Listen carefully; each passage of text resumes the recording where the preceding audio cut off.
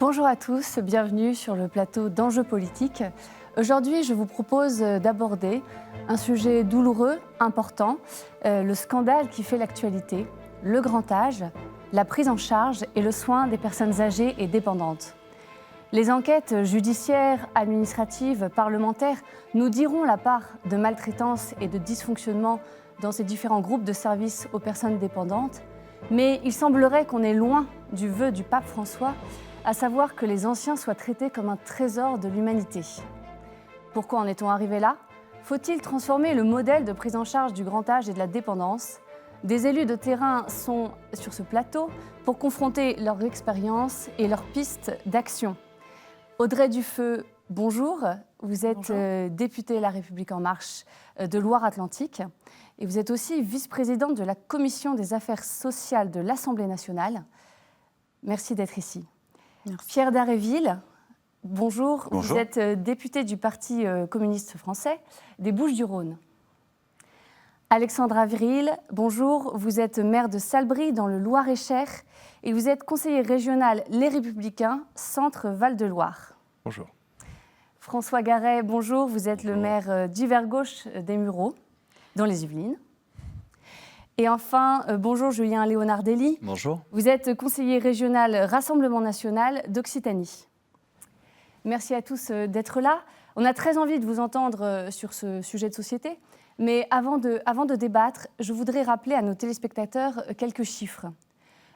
Aujourd'hui, c'est 1,4 million de personnes qui ont plus de 85 ans et ils seront 5 millions en 2060. Ce qui signifie que la pression sur le système de soins et d'aide ne va que s'accentuer. Il y a en France 7 500 EHPAD qui hébergent actuellement 606 400 personnes âgées. Ma première question, qui s'adresse à vous, êtes-vous surpris par l'existence de ces maltraitances qui ont été révélées dernièrement ? On ne peut pas être surpris, franchement on ne peut pas être surpris. Il y a eu des rapports déjà parlementaires qui ont existé. Dès 2017, du travail a été engagé avec une dénonciation de ce qu'on appelle la maltraitance institutionnelle. Donc je crois que les choses étaient connues, il y a eu des témoignages, il y a eu des livres, il y a eu des enquêtes. Alors évidemment, là, on met à jour quelque chose qui est un système à grande échelle. Donc il y a peut-être un certain nombre d'éléments nouveaux de ce point de vue-là. Mais enfin, sur la réalité de ce qui se passe dans les EHPAD, de la manière dont finalement la société prend assez mal en charge l'accompagnement de nos anciens, je crois qu'il n'y a pas de véritable révélation. Par contre, on aurait dû agir plus fort et jusqu'ici, ça n'a pas été fait. Depuis 2017, on nous promet une grande loi sur l'autonomie. Oui, on y reviendra effectivement. Julien Leonardelli ? Jusqu'ici, ça n'a pas été fait. Justement, je crois qu'il est temps que l'on remette l'homme au cœur du système, puisqu'on voit bien que nous sommes rentrés au fur et à mesure du temps dans un système financier de profit qui, justement, de gros groupes s'enrichissent sur le dos de pauvres gens qui ne peuvent même plus se payer des structures adaptées. Et quand on voit les structures et les services qui sont proposés, encore une fois, les différents scandales nous montrent, et même pour moi, ma génération, nous inquiète où nous allons apporter un certain cadre à nos grands-parents, à nos parents, pour demain, pour leur permettre de pouvoir vivre la fin de leur jour, la fin de leur vie, dans les conditions les plus adaptées. Alors là, vous parlez de grands groupes privés.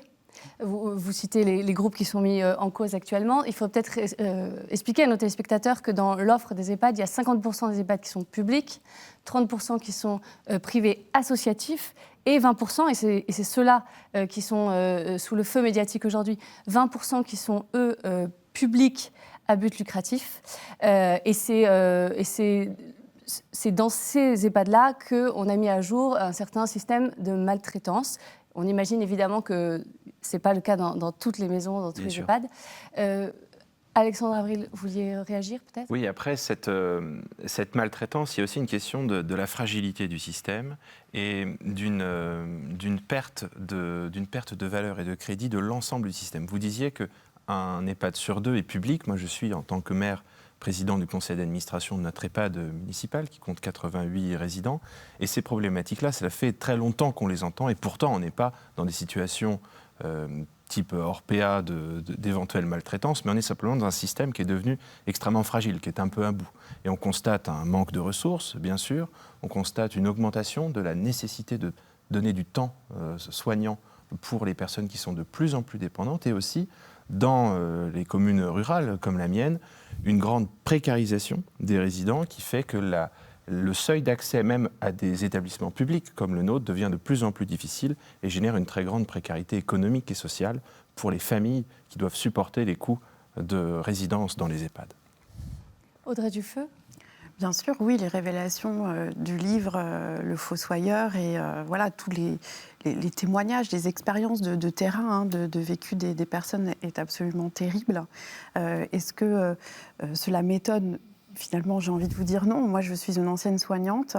Il y a 20 ans, j'exerçais déjà dans le milieu de la santé en tant qu'infirmière.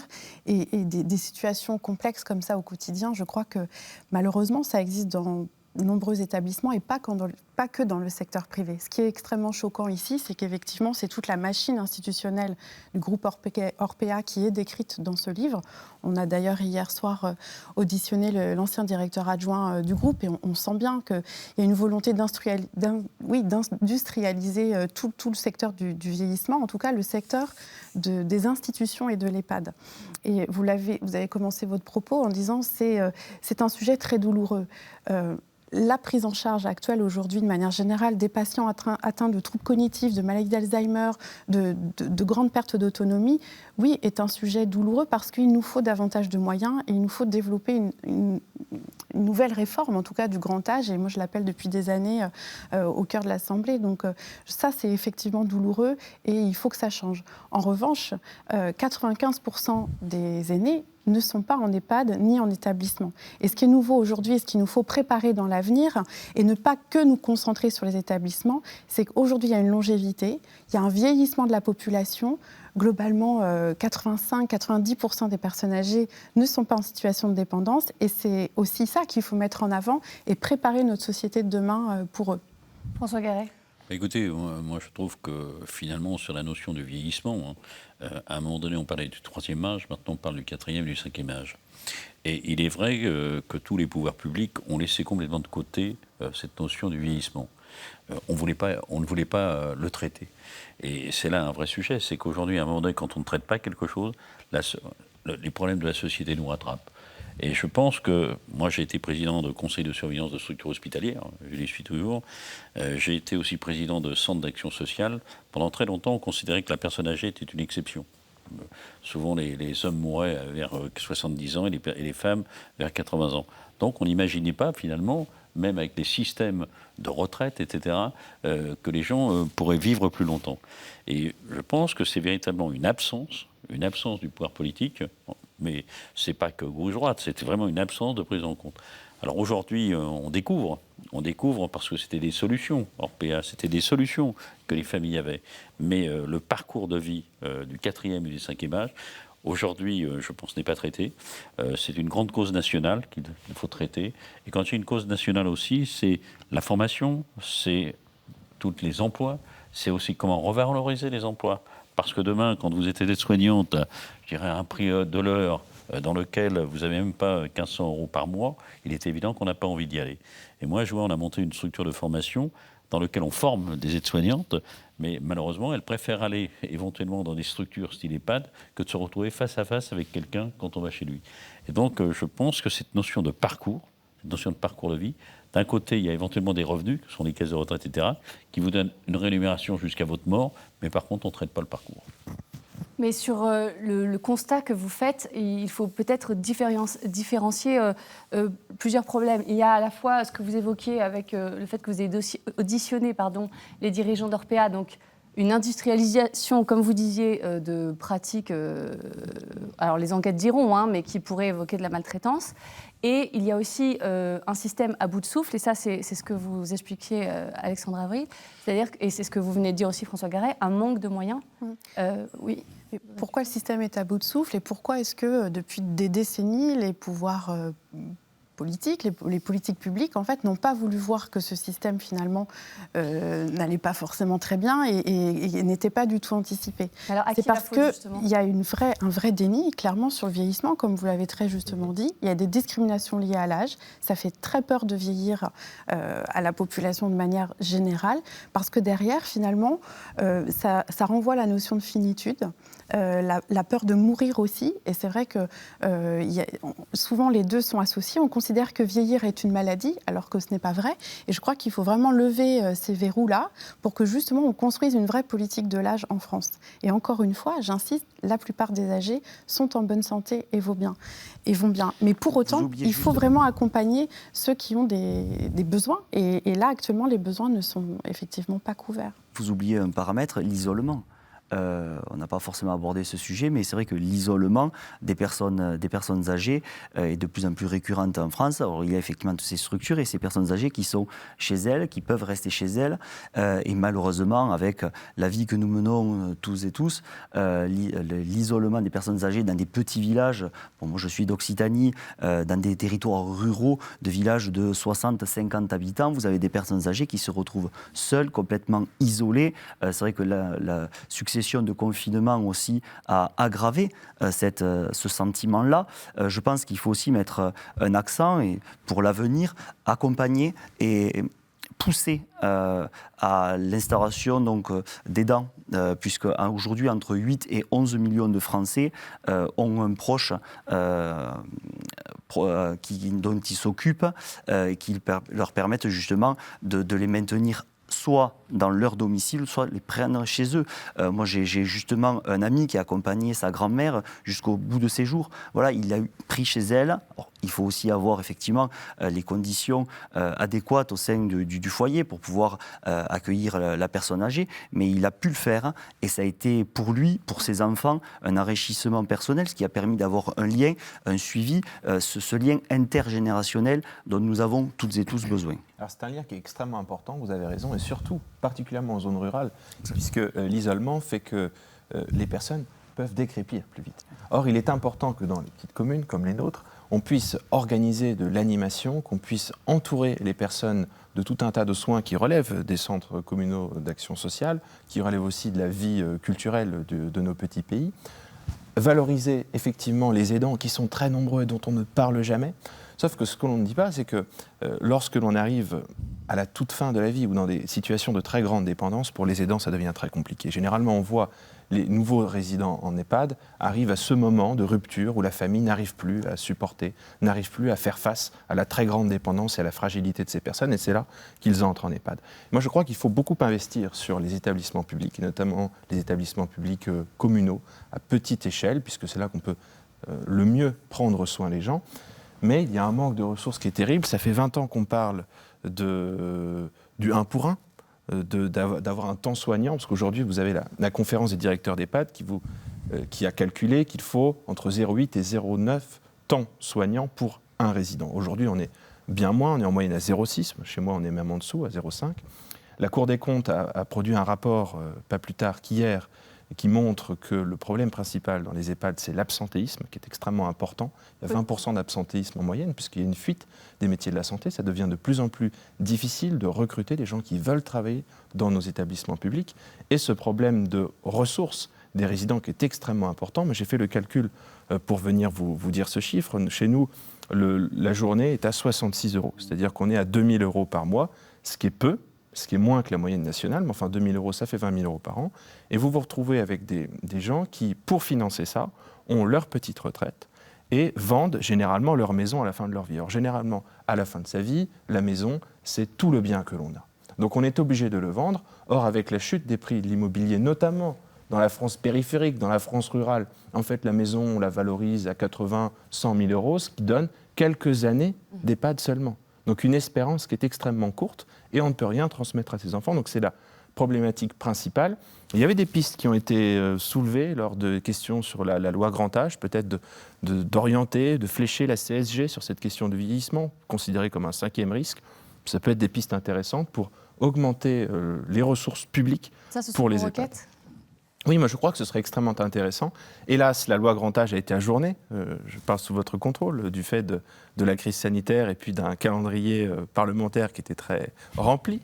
Mais je pense que ça doit être un sujet pour la campagne présidentielle et pour le prochain mandat. Il faut mettre le vieillissement, vous le disiez, cause nationale, au cœur de tous les enjeux, de tous les débats, parce que c'est l'avenir, ce sont nos parents, nos grands-parents, mais c'est aussi notre avenir à tous ici. Cette loi grand âge là, qui avait été promise depuis 2017, c'est un regret Oui, bien sûr. On l'appelait, on était de nombreux groupes à l'appeler de nos voeux à l'Assemblée nationale. Vous l'avez très bien justifié, la crise de la Covid-19 et aussi, je ne vous le cache pas, la question du financement, parce que cette loi grand âge, il faut qu'elle soit ambitieuse, il faut qu'elle réponde véritablement aux besoins et clairement, il faut des financements ambitieux aussi et à la hauteur. Oui, ça, c'est la problématique politique, non ? La problématique, c'est qu'il y a eu plusieurs, j'ai envie de dire, quasiment à chaque quinquennat, vous avez une loi sur le vieillissement. Le problème, c'est que c'est des lois en réaction, souvent à des situations de crise, et c'est des lois de réajustement de l'existant. En 2003, il y a eu la canicule. Le gouvernement, c'est comme ça que la CNSA a été créée, la Caisse nationale de solidarité à l'autonomie, parce que ça répondait à cette prise de conscience que, il y avait des personnes âgées à domicile qui avaient souffert pendant la canicule, parce qu'il n'y avait pas eu cette anticipation et cette prise de conscience. La crise de la Covid-19, je pense, a motivé et clairement a aidé à cette première pierre qui est la création de la 5e branche de l'autonomie, mais il faut aller bien au-delà, il faut la financer encore plus fortement, cette branche de l'autonomie. En fait, à chaque fois, si vous voulez, il y a eu des crises successives. Les filières de gériatrie, elles se sont construites dans le monde hospitalier après la Seconde Guerre mondiale, parce qu'avant, c'était des hospices. Et on s'est rendu compte pendant la reconstruction qu'il fallait vraiment accueillir différemment les personnes âgées qui étaient 30 dans des grandes chambres. Et c'est comme ça que petit à petit, les filières se sont construites. Et ce que je regrette, c'est qu'on avance sur les thématiques du vieillissement par crise successive. Oui. Et là, le livre des Fossoyeurs, qui est terrible, c'est une crise éthique. Et il y aura des avancées qui seront faites, mais dans la douleur, comme vous l'avez rappelé au début. Pierre Dharréville, une réaction ? Oui, sur cette question-là, on a effectivement besoin d'une grande réforme et à laquelle il faut donner les moyens, mais c'est tout le sujet. C'est-à-dire comment on finance l'autonomie et l'accompagnement des personnes qui ont besoin de l'être. Donc là, objectivement, je pense que sans doute que le Covid a joué un rôle, mais visiblement, il y avait un gouvernement qui n'était pas tout à fait prêt à aller dans cette direction. C'est une intention qui a été sans cesse remise sur le métier, mais on n'est jamais allé au bout. Et moi, je crois que la 5e branche, elle ne règle pas le problème. Je l'avais dit dans le débat, c'est une jolie étiquette sur un pot sans confiture, quoi. Donc, oui, mais il faut le pot pour le remplir. Je pense qu'on aurait très bien pu prendre un certain nombre de mesures dès aujourd'hui dans le cadre de la sécurité sociale, sans d'ailleurs la fragiliser l'édifice de la sécurité sociale. Bon, c'est un autre débat, mais cela étant dit, la branche est créée, c'est un fait, et je crois qu'il faut répondre surtout à la question concrète qui est posée. Et donc, ça suppose qu'on donne les moyens à la sécurité sociale, dans laquelle figure plus ou moins la CNSA, de faire face. Et donc, cet argent, il existe pour moi, c'est très clair.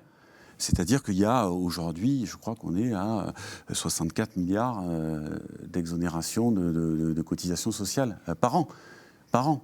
Donc il faut aller chercher l'argent pour répondre aux besoins. Et on a cherché à faire les choses un peu low cost, si vous voulez, dans la dernière période. Et donc ça veut dire que les 11 millions d'aidants, moi j'ai commencé mon mandat en rendant un rapport sur la question des aidants. Vous avez 11 millions d'aidants dans le pays. La solidarité familiale, c'est formidable. Mais c'est aussi un terrain d'inégalité profonde. Tout le monde n'a pas une famille, tout le monde n'a pas quelqu'un, un proche qui peut l'accompagner, qui peut l'aider. Et donc l'État s'est beaucoup reposé sur cette solidarité familiale, mais la solidarité nationale, elle, n'a pas été au rendez-vous. Et donc, je crois qu'il faut véritablement prendre la mesure d'une situation qui est intenable pour les personnes qui sont en situation de perte d'autonomie, pour leurs proches quand ils en ont, parce qu'on s'y épuise et parfois, on y laisse sa vie.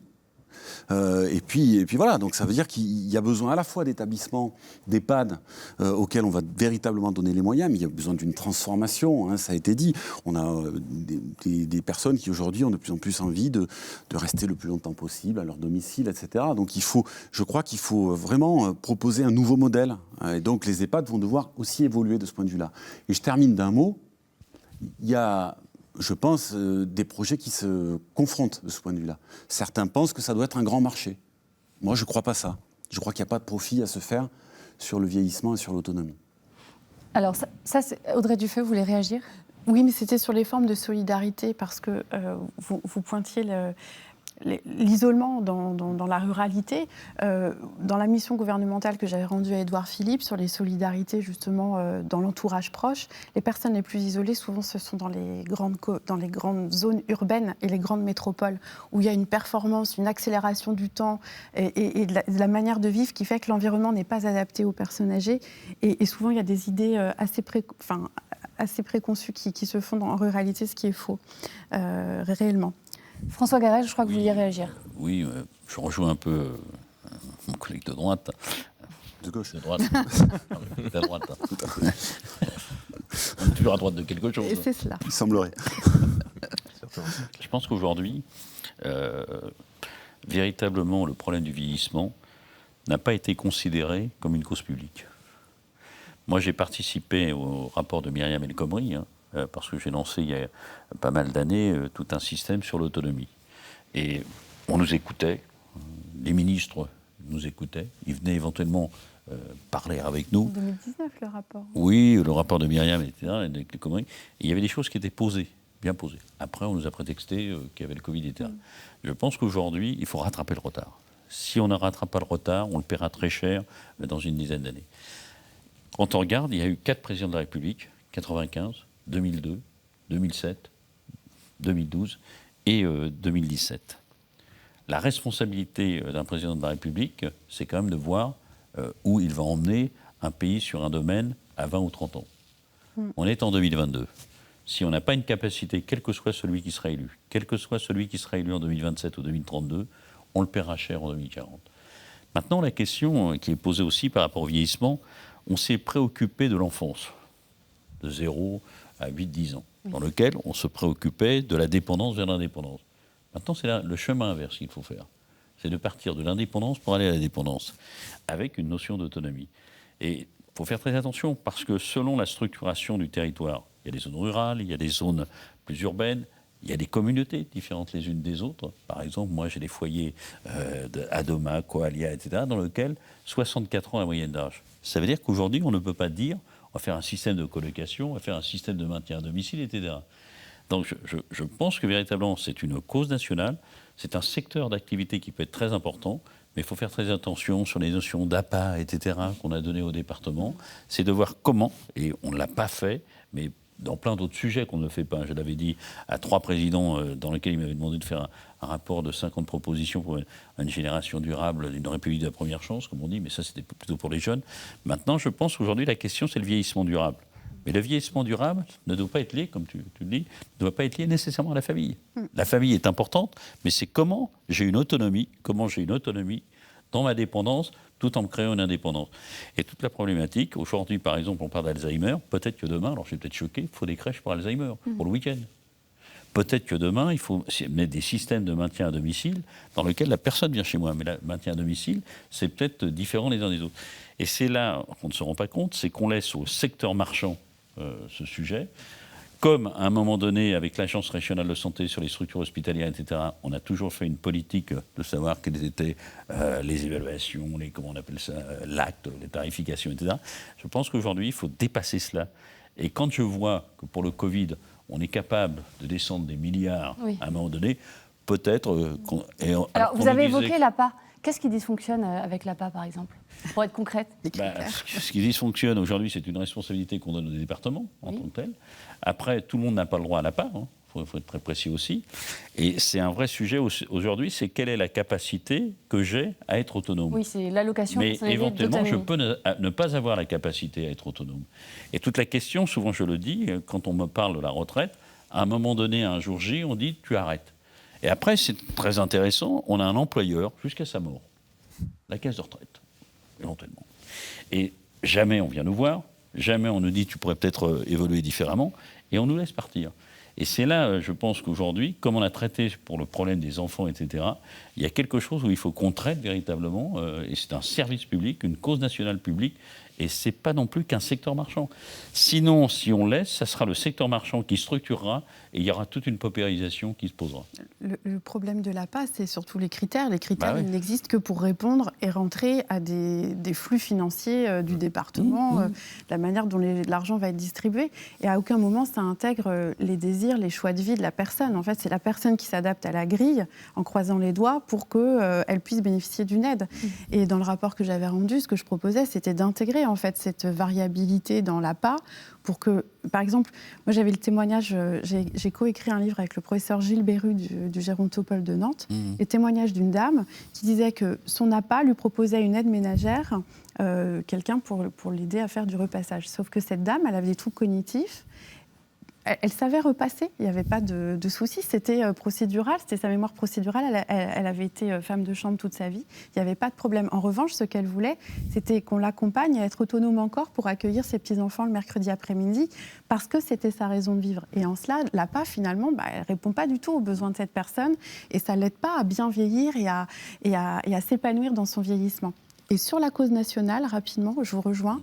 Ce qui est vraiment nouveau, je trouve, et ce qui va être amplifié malheureusement avec le livre du Fossoyeur, mais ce qui est une bonne nouvelle, c'est que les familles et les associations se regroupent et qu'il y a une prise de parole et un mouvement citoyen qui dénonce en fait ce qui se passe. Avant, les seuls lanceurs d'alerte, c'était les professionnels. Et du coup, les revendications, elles avaient toujours le prisme des professionnels, qui étaient aussi dans une revendication de corporatisme. C'est normal, elles revendiquaient leurs conditions de travail au travers des constats qu'elles portaient sur l'accompagnement de vieillissement. Mais ce qu'il faut, c'est que ce soit les proches, les aidants qui revendiquent. Et ça, c'est nouveau. Après, Par rapport à ce la que vous condition des personnes qui commencent à entamer un certain âge, il ne faut pas être dupe sur le fait qu'effectivement, de nombreux retraités aujourd'hui ont du mal à finir les fins de mois, ont du mal à vivre correctement. Parce qu'effectivement, on parle de personnes âgées qui sont dans des structures parce qu'il y a effectivement des maladies où il y a besoin d'un accompagnement, d'une aide.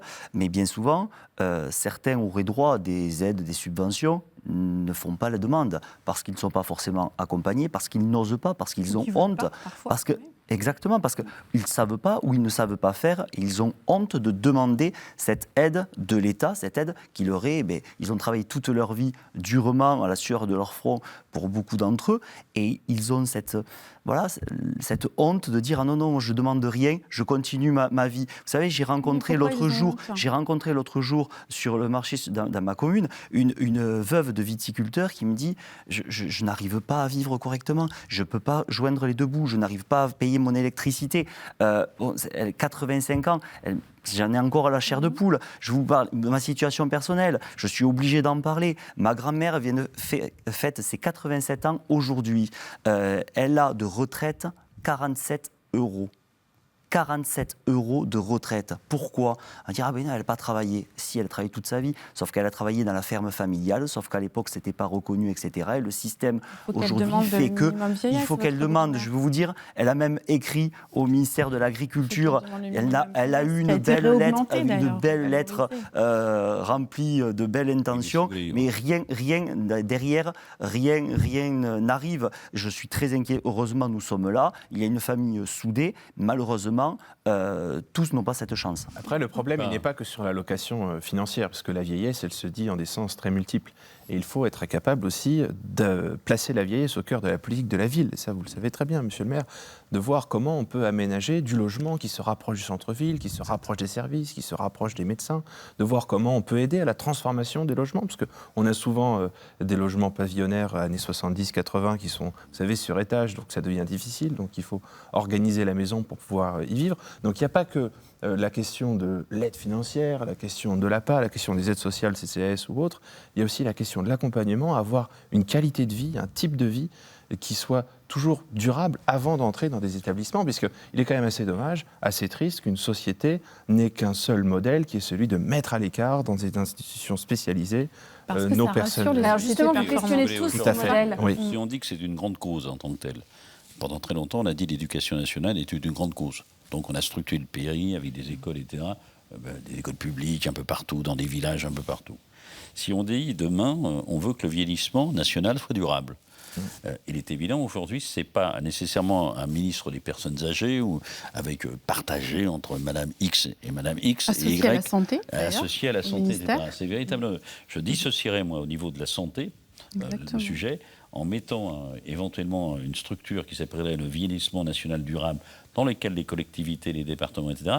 Mais à un moment donné aussi, il ne faut pas avoir honte de dire qu'un service public est utile. Ça, c'est Il faut fondamental. qu'il y ait une prise de conscience Parce que sinon, nationale. je vais vous dire, comme par exemple l'eau. L'eau, il y a tout un ensemble d'entreprises qui sont venues sur l'eau. Et à un moment donné, s'ils sentent qu'il y a une rentabilité financière, ils viendront dessus. Et c'est là qu'on en arrivera à une société à 3 vitesses.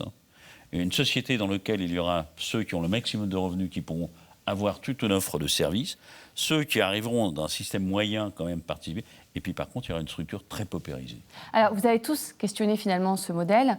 Pierre Dharréville, est-ce qu'il faut changer de modèle ou combler les carences de l'actuel ? De toute façon, le modèle actuel ne répond pas aux questions. Donc il faut forcément changer, à mon avis, beaucoup de choses. Mais je veux rebondir sur ce qui vient d'être dit à l'instant. Pour moi, il y a 2 choses essentielles. La première, c'est qu'on a besoin d'un service public puissant, qui soit un service public qui comprenne à la fois des établissements, mais aussi toute une architecture capable d'organiser l'accompagnement à domicile et dans des conditions telles qu'elles ont été décrites d'ailleurs par Audrey Dufeu à juste titre sur une véritable réponse aux besoins, aux choix de vie des personnes, etc. Et pas simplement de vouloir répondre à minima, parce qu'on est souvent dans cette logique-là quand même aujourd'hui. Donc on a besoin d'un service public puissant et aujourd'hui on ne peut pas dire qu'il existe véritablement. La deuxième chose, c'est qu'on a aussi besoin d'une protection sociale de haut niveau. Ça va de pair. C'est pas la même chose, mais ça va de pair. Et donc, il faut travailler sur la question du reste à charge. Il y a aussi, aujourd'hui, beaucoup de familles qui, effectivement, ne peuvent pas... Oui, du reste à vivre. On peut le dire dans l'autre sens. Mais en réalité, pour beaucoup de familles, c'est aujourd'hui exorbitant, les coûts que ça représente. Bon, et ensuite, ça suppose, c'est peut-être le 3e élément, d'avoir un grand plan de formation dans le pays, parce que ce sont des métiers qu'il faut reconnaître. On a beaucoup parlé des métiers, vous voyez, pendant le confinement, on a beaucoup parlé d'un certain nombre de métiers qui n'étaient pas reconnus. Ah ben là, vous avez des métiers, c'est certain qu'on ne les a pas reconnus comme il fallait. Et donc, et c'est beaucoup des métiers avec une présence féminine forte, quoi. Hein, voilà. Donc les inégalités entre les femmes et les hommes, elles s'expriment aussi de cette façon-là. Donc je crois qu'il faut vraiment reconnaître ces métiers et puis il faut, dans le cadre d'un service public fort, on peut aussi travailler cette dimension-là. Je crois que sur les inégalités, en fait, ce qui est vraiment avéré, c'est qu'avec l'avancée en âge, toutes les discriminations qui préexistent avant le vieillissement, en fait, elles sont amplifiées avec l'avancée en âge et c'est absolument terrible. C'est particulièrement vrai pour le sexisme, ça l'est aussi pour le racisme, aussi pour l'homophobie. En fait, on voit bien que l'avancée en âge et le vieillissement amplifient ce que des personnes ont pu vivre avant. Et sur les métiers, c'est assez vrai. Pierre Dharréville l'a très bien dit, ce sont des métiers très féminins. Donc déjà, ça pose la question. Donc là, on parle du pourquoi est-ce que les personnel, salaires sont si bas ? les infirmiers, Exactement. les aides-soignants, de communautés les aussi. femmes de ménage dans les EHPAD, tout ça. Oui, les accompagnants. Les directeurs de maisons de retraite. Et oui, et puis le regard porté sur les spécialités. Pendant très longtemps, ceux qui choisissaient de faire gériatre étaient larisés à l'école de médecine. Les infirmières aussi. Pourquoi tu vas en gériatrie ? Pourquoi tu vas pas en réa ou aux urgences ? Ou alors on est un super-héros. Et donc je crois qu'il y a un regard aussi général de la société qui est responsable en fait sur les métiers du grand âge. Et revaloriser ces métiers, c'est aussi revaloriser l'image du grand âge de manière générale dans notre société. Et c'est pour ça que je lutte contre l'agisme, parce que c'est un regard qui est discriminant. On veut stigmatiser une personne qui vieillit et sous-entendre qu'elle n'aurait pas les mêmes droits que quelqu'un qui serait plus jeune. Et ça, c'est absolument Mais pareil aussi terrible. par rapport à ce que vous dites, avec le vieillissement, on veut dicter à la personne qui vieillit ce qu'elle devrait faire. Oui. Alors, évidemment, il y a un certain moment, c'est obligatoire, quand il y a quelqu'un qui a l'Alzheimer. Mais je pense que, comme je vous dis, on fait le chemin inverse. Quand on est enfant, bébé, etc., on dépend de quelqu'un. Et à un moment donné, quand on vieillit, on veut qu'on dépende de quelqu'un, de la famille, ou d'une tutelle, ou d'une curatelle, etc. Et je crois que c'est véritablement quelque chose qui fait que le vieillissement crée une peur. Deuxièmement aussi, fait aussi que le vieillissement n'est pas traité par rapport à l'habitat individuel ou même, je dirais, l'habitat groupé en tant que tel. Et en plus, quand on prend des zones rurales dans des zones urbaines, c'est différent. Moi, je suis dans une communauté urbaine de 400 000 habitants.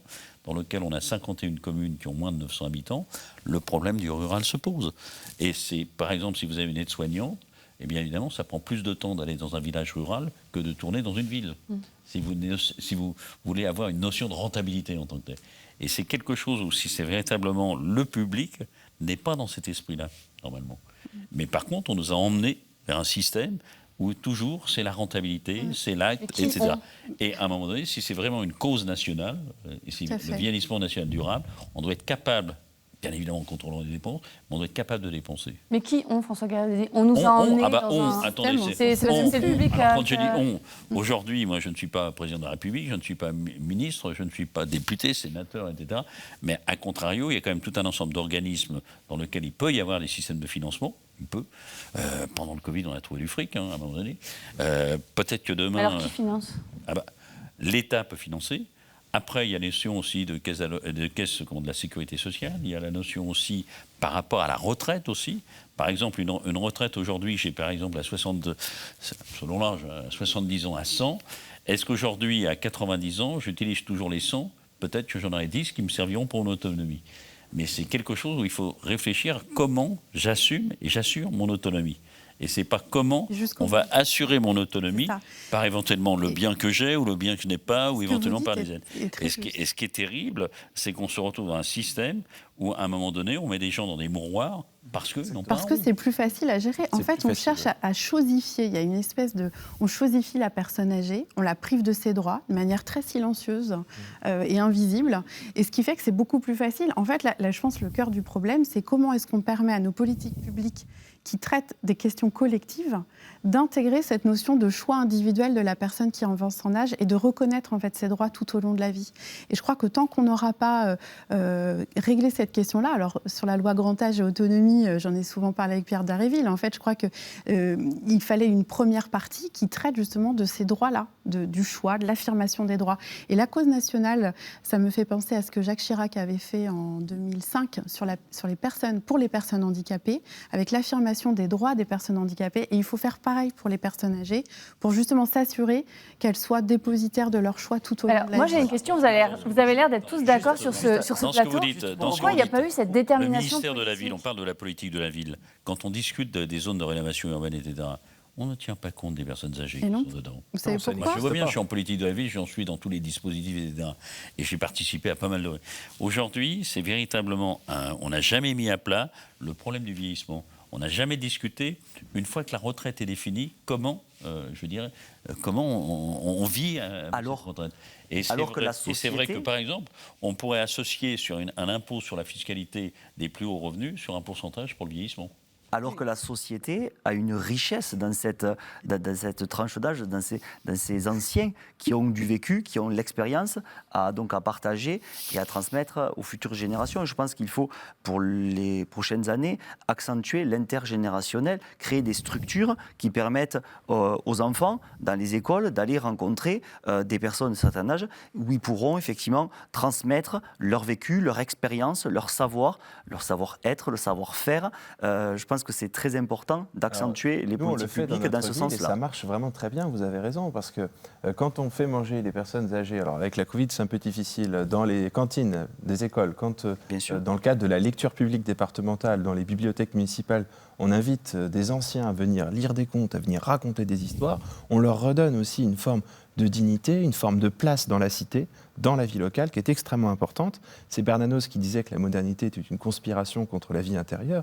C'est une sensation qu'on a quand on entre généralement dans un EHPAD, dans un couloir d'EHPAD, dans une chambre d'EHPAD, où la vie intérieure de la personne, où sa vie intellectuelle, sa vie culturelle, sa vie sociale, elle a tendance à s'estomper, mais dans un environnement qui perd, voyez, de cette qualité. Je vous assure que moi j'ai visité de nombreux EHPAD. Je fais le tour de France des EHPAD pendant la mission. Oui, mais la plupart sont entre eux. Il ne faut pas généraliser. La plupart restent entre eux. Ils ont besoin de vivre, ils ont besoin de s'extérioriser, ils ont besoin de partager, de transmettre. Pierre Dharréville, je veux simplement dire, pour nuancer les choses, qu'effectivement, il y a des tas de personnels dans ces établissements qui se mobilisent mobilise tous les jours Bien sûr. pour essayer d'accompagner Et de rendre le la vie mieux belle. possible Exactement. les résidents. Et les Voilà, bénévoles. ça Et des n'enlève bénévoles rien. aussi qui s'engagent dans ces Ça structures. n'enlève rien au fait qu'on a besoin de transformer Bien sûr. ce système. Et je crois qu'il faut aussi, quand je dis reconnaître ce travail, et ça passe aussi par là.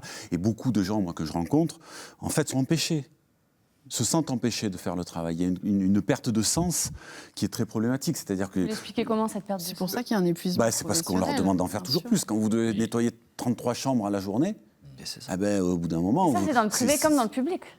Oui, ça peut être... Ces dysfonctionnements oui, existent aussi alors, ailleurs, on est d'accord. Alors, bien sûr, ça peut exister dans les deux. Mais je vais vous dire une chose. Lorsque, dans un groupe privé, vous sortez tous les ans 54 millions de dividendes, vous les prenez quelque part. Ils ne tombent pas du ciel. Donc vous les prenez soit sur les résidents, soit sur les salariés, soit sur, je ne sais pas où vous les prenez, mais vous les prenez quelque part. C'est de l'argent qui ne retourne pas dans les établissements. Lorsque un grand groupe, comme on l'a vu ces derniers temps, décide de racheter pour 50 millions de ses propres actions, c'est de l'argent qui ne retourne pas. Vous voyez, ça sert à faire des affaires financières, mais ça ne sert pas. Donc on a quand même là aussi une marge à récupérer, à mon avis, et c'est pour ça que la financiarisation de ce secteur est un problème. Oui, on estime à 30 milliards, je crois, la dépense liée au grand âge. Oui. C'est déjà un chiffre imposant. Oui, mais est-ce qu'on se pose la question, vous le disiez tout à l'heure, sur les politiques de jeunesse, est-ce qu'on... parce que tout le temps, j'entends, il faut 30 milliards sur le poids de la dépendance, etc. Enfin, c'est ce que ça coûte à notre pays. Oui, très bien, et je crois qu'il en faut d'ailleurs encore davantage, mais est-ce que sur les politiques pour les jeunes, est-ce qu'on répète tout le temps le coût que ça coûte à l'État ? Ben non, parce que ça nous paraît normal d'investir sur l'avenir. Sauf que les personnes âgées, OK, il y a un poids financier, il y a besoin, il y a des finances, il faut les accompagner. Mais c'est un investissement pour notre société en général. Ça donne un indicateur d'humanité, ça développe des On ne peut pas emplois les locaux. abandonner, ils ont Il n'y a pas de travaillé tout au long de leur vie. délocalisation locale des Mais comment on finance des salariés, enfin, c'est une vraie Ce qui se richesse. passe aussi par rapport à ce que vous dites. Aujourd'hui, il y a tout un ensemble de propositions qui sont faites pour votre vieillissement. Donc, par exemple, les assurances, tout un système. En plus, ce qui est assez dingue, alors, pour certains, il y a tous les comptes dormants qui sont dans les banques. Tous ces comptes dormants. Qui d'ailleurs, quand la personne décède, on récupère le compte dormant en tant que tel. Moi, je pense qu'aujourd'hui, des fonds, il en existe. Alors, je ne prends pas la situation des gens les plus paupérisés. Là, c'est différent. Il y a l'aide publique. La question qui est posée, c'est quel est le socle minimum qu'on accepte pour qu'il y ait une dépendance durable, je dirais, au niveau d'une qualité de vie. Mais ça, on ne se le pose pas du tout. On vient par petits bouts. Moi, par exemple, en tant que maire, ça m'est arrivé tantôt des gens en situation très difficile, mais j'ai aussi des gens en situation, je dirais, facile, des familles, et ils viennent toujours me voir. Ils me disent, tiens, tu ne pourrais pas trouver une solution. Et à la fin, ils me disent, moi, je ne sais plus quoi en faire. C'est terrible. Je sais plus quoi, excusez-moi l'expression, parce que je ne sais plus quoi en faire. Et c'est là qu'il n'y a pas de réponse. Il n'y a pas de réponse à la notion, il va rester chez toi, on va travailler le maintien à domicile, éventuellement on va faire des systèmes d'habitat avec une salle principale, etc. Et c'est vrai que aussi le vieillissement, c'est aussi le fait quand on décède l'un des deux et qu'on se retrouve seul le soir devant son assiette en tant que tel, c'est plus facile le midi, mais c'est le soir qui est difficile. Et souvent le soir, dans la nuit, les gens ont peur quand ils sont assez âgés. C'est comme ça. Donc, à un moment donné, c'est aussi véritablement... Moi, je vois avec l'Agence régionale de santé, sur l'hôpital, les structures... L'hôpital public, on dit, il coûte cher, mais on ne se pose pas de questions sur les cliniques privées, qui ont pris des segments de métiers rentables en tant que tels. Par contre, c'est la même chose sur le vieillissement. Il y a des segments d'activité rentables, entre guillemets. Par exemple, vous rentrez dans une maison, vous avez un souci de santé, on vous vire immédiatement, on ne vous garde pas. Et là, on demande à l'hôpital public de vous prendre. Donc c'est véritablement une question politique, une question de société et de solidarité. Mais moi, je pense que, on va entendre la présidentielle, tout le monde va en parler. On va beaucoup en parler. Mais quand même, ceux qui vont en parler, il y en a certains qui n'ont pas été capables de débloquer le dossier. Mais justement, pourquoi cette loi grand âge, elle n'a pas abouti ? J'en ai parlé avec lui. Audrey Dufeu. Comment? Pourquoi Pardon. cette loi grand âge? On voit finalement que malgré vos sensibilités politiques différentes, vous êtes finalement assez d'accord Oui, sur c'est un cette... sujet- On repère tous le besoin, bien sûr. Voilà, sur ce besoin. Alors pourquoi cette Bah, loi ça- n'a pas été portée? Ça, c'est plutôt une bonne nouvelle. Emmanuel Macron, quand il a fait campagne en 2016-2017, ça ne faisait pas partie des propositions sur cette réforme du grand âge. C'est arrivé après les différents scandales. Et je crois que la crise, du coup, a clairement empêché, je vous assure, pour avoir travaillé avec une mission gouvernementale et avec les différents cabinets, la loi, elle était prête et je pense qu'elle alors pourquoi, serait du coup sortie. Parce qu'il y a eu le Covid, et c'est ce qu'on disait tout à l'heure, parce qu'aussi il y avait la question du financement qui, je pense, n'était pas arbitrée.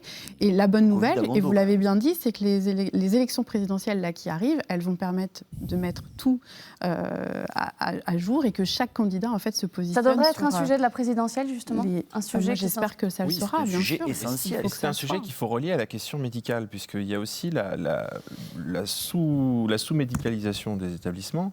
La Cour des comptes l'a pointé, sur les 380 000 établissements publics, il y en a 2/3 qui n'ont pas de médecin coordonnateur, alors que c'est une nécessité.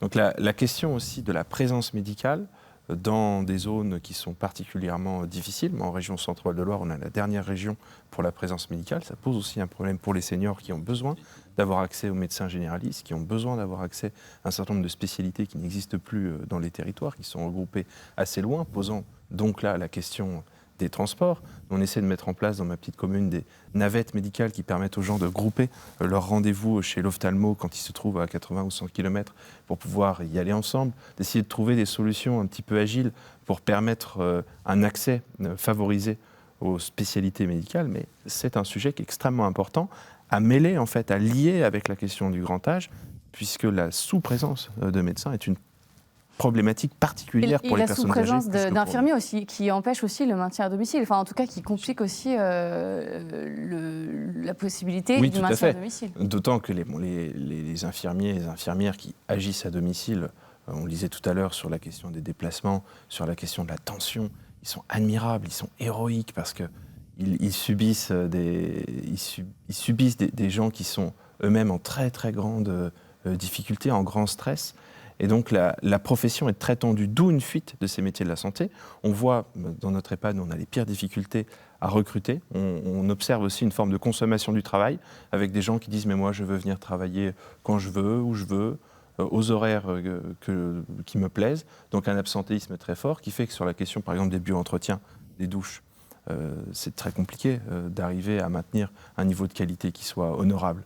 Nous, on s'est posé la question là, de procéder à des recrutements. On se rend compte qu'un poste de plus pour le bio-entretien, ça coûte 1,50 €, 2 € de plus sur le prix moyen de la journée, ce qui est absolument intenable en bout de course. Alors on est sur la fin de cette émission et voilà, on est sur KTO et j'aimerais vous lire un extrait de la doctrine sociale de l'Église qui parle aussi des personnes âgées. Les personnes âgées constituent une importante école de vie, capable de transmettre des valeurs et des traditions et de favoriser la croissance des plus jeunes, qui apprennent ainsi à rechercher non seulement leur propre bien, mais aussi celui des autres. Si les personnes âgées se trouvent dans une situation de souffrance et de dépendance, elles ont non seulement besoin de soins médicaux et d'une assistance appropriée, mais surtout d'être traitées avec amour. Qu'est-ce que ça vous inspire, François Garret ? Écoutez, ce que ça m'inspire, moi je ne suis pas catholique, vous le savez, Dantel. Ce que ça m'inspire surtout, c'est moi je suis un républicain.